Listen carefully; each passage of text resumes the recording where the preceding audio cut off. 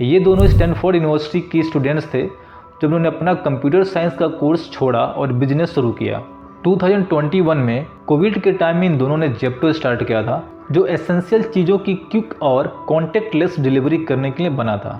58 years old Shahrukh Khan ने भी इस लिस्ट में अपनी जगह बनाई है। उनकी टोटल दौलत 7,300 करोड़ है, जो उनके IPL team Kolkata knight riders और film production company red chilli entertainment से आई है। बॉलीवुड एक्ट्रेस जूही चावला, जो कोलकाता नाइट राइडर्स की को ओनर है, उनका नाम भी इस लिस्ट में है और उनकी दौलत 4,600 करोड़ है।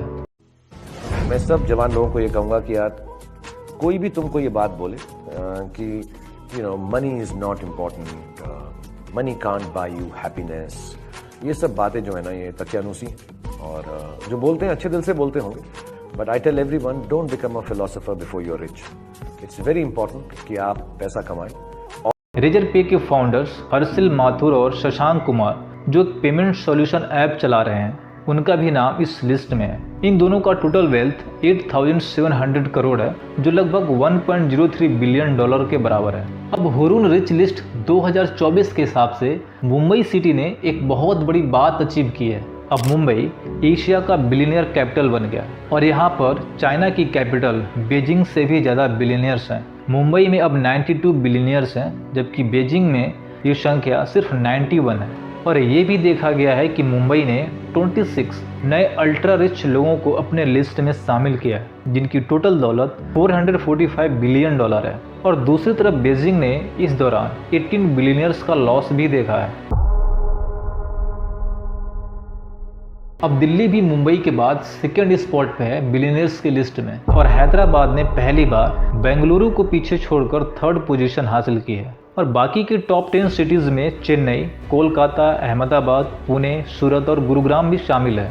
अब ये सारी सिटीज़ की ग्रोथ और दौलत का डिस्ट्रीब्यूशन एक इंटरेस्टिंग ट्रेंड दिखाता है, जहां एक तरफ पुराने फाइनेंशियल हब्स की पोजीशन स्टेबल है, वहीं नए सिटीज़ भी ग्रोथ कर रही हैं। अब इंडिया में लोग अमीर कैसे हो रहे हैं, इसके अलग अलग रीजन्स हैं। सबसे बड़ा रीजन है नए जनरेशन के एंटरप्रेन्योर्स, जो प्राइवेट वेल्थ की ग्रोथ में मेजर रोल प्ले कर रहे हैं। आजकल बहुत सारे यंग एंटरप्रेन्योर्स अपने इनोवेटिव आइडियाज़ और टेक्नोलॉजी का यूज करके बिजनेस स्टार्ट कर रहे हैं और वो बहुत तेज़ी से ग्रो हो रहे हैं।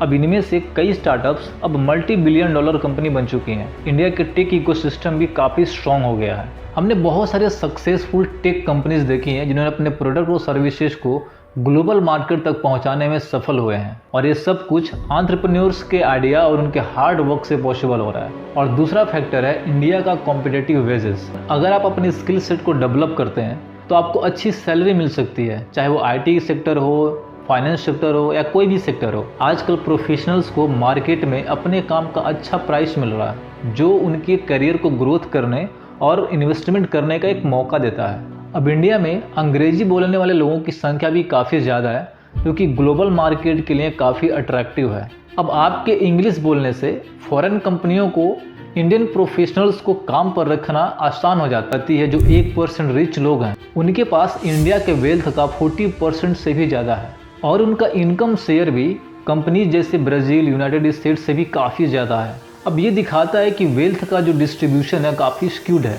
क्योंकि अमीर लोग और अमीर बनते जा रहे हैं। 2023 के एंड तक इंडिया के सबसे अमीर लोग देश की लगभग आधी 40.1% दौलत पर उनका कब्जा था। यानी इतने कम लोग इतनी ज़्यादा दौलत रखते हैं, जो कि 1961 के बाद से अब तक का हाईएस्ट लेवल है। और उनकी इनकम का शेयर भी 22.6% है, जो कि 1922 के बाद सबसे ज़्यादा है। अगर इसको मैं सीधे शब्दों में कहूँ तो अमीर और गरीब के बीच का जो फासला है वो दिन प्रतिदिन बढ़ता जा रहा है। अब ये वेल्थ मेनली टॉप 1% लोगों के पास है, और ये दिखाता है कि रिच लोग और रिच होते जा रहे हैं, जबकि बाकी लोगों का जो फाइनेंशियल स्टेटस है वो वैसा ही है, उनमें कोई इम्प्रूवमेंट नहीं है। और जो इंडिया के लोग हैं उनका एक और ट्रेंड है, वो अपने प्रोडक्ट और सर्विसेज को ग्लोबल मार्केट पर भी स्प्रेड कर रहे हैं। ऑस्ट्रेलिया, US और कनाडा जैसे कंट्रीज़ को रिच इंडियंस अपना नया घर बना रहे हैं। ये लोग अपने वेल्थ और अपॉर्चुनिटीज़ की तलाश में इंडिया से बाहर जा रहे हैं। अब ये ट्रेंड दिखाता है कि रिच लोग अपने एसेट को डाइवर्सिफाई कर रहे हैं और ग्लोबली इन्वेस्ट कर रहे हैं। अब बात करते हैं इंडिया के मनी मेकिंग कल्चर की। इंडिया में आजकल लोग ट्रेडिशनल बिजनेस के अलावा भी डिजिटल बिजनेस चला रहे हैं। एयरलाइंस, बैंक, स्टील और टेलीकॉम्स जैसे सेक्टर में काफ़ी ग्रोथ देखी गई है। जैसे जैसे सेक्टर्स ओपन हुए हैं, नए प्लेयर्स आए हैं और पुरानी कंपनीज को भी कंपटीशन का सामना करना पड़ा है। अब इसकी वजह से नए टाइकून के जनरेशन ने भी अपनी जगह बनाई है। देखिए, आज के टाइम में पैसा कमाना सिर्फ ज़रूरत नहीं बल्कि अपने सपने को पूरा करने का एक जरिया है। इंडिया में हर 5 दिन में एक नए बिलियनियर्स बन रहे हैं और ये इस बात का सबूत है कि हमारा देश कितनी तेजी से बदल रहा है। और इसके बहुत सारे रीजन हैं। सबसे पहला रीजन है स्टार्टअप का तेजी से बढ़ना। आपने जेप्टो, रेजरपे और मेसो के बारे में सुना होगा। ये सब नए आइडियाज के साथ नए नए तरीके से काम करके बड़े नाम बन गए। इन्हें पैसा मिला वेंचर कैपिटलिस्ट से और गवर्नमेंट स्कीम जैसे स्टार्टअप इंडिया का सपोर्ट मिला। अब ये लोग टेक्नोलॉजी और इंटरनेट का यूज करके दुनिया भर में अपना काम फैलाते गए। और दूसरा रीजन है लोगों का ज़्यादा से ज़्यादा पैसा खर्च करना। आजकल मिडिल क्लास और यूथ अपनी पसंद की चीज़ें लेने के लिए रेडी हैं। ऑनलाइन शॉपिंग, लग्जरी प्रोडक्ट्स और एप्स काफ़ी डिमांड में है। अब इस वजह से नए बिजनेस ग्रो करते हैं और लोग बिलियनियर्स बनते हैं। देखिए, तीसरा रीजन है ग्लोबल कंपनीज का इंडिया में आना। लिबरलाइजेशन के बाद फॉरेन कंपनियां इंडिया में पैसा लगा रही हैं और इसका फायदा नए बिजनेस आइडिया को मिलता है। साथ ही अब इंडिया के फाइनेंस और स्टॉक मार्केट के रूल्स काफ़ी अच्छे हो गए हैं जो नए बिजनेस को ग्रो करने में हेल्प करते हैं। एक और रीजन है एजुकेशन और नए आइडियाज। आजकल के नए एंटरप्रेन्योर्स नए टूल्स सीखते, नई नई टेक्नोलॉजी का यूज करके अपने सपनों को रियलिटी में कन्वर्ट कर रहे हैं।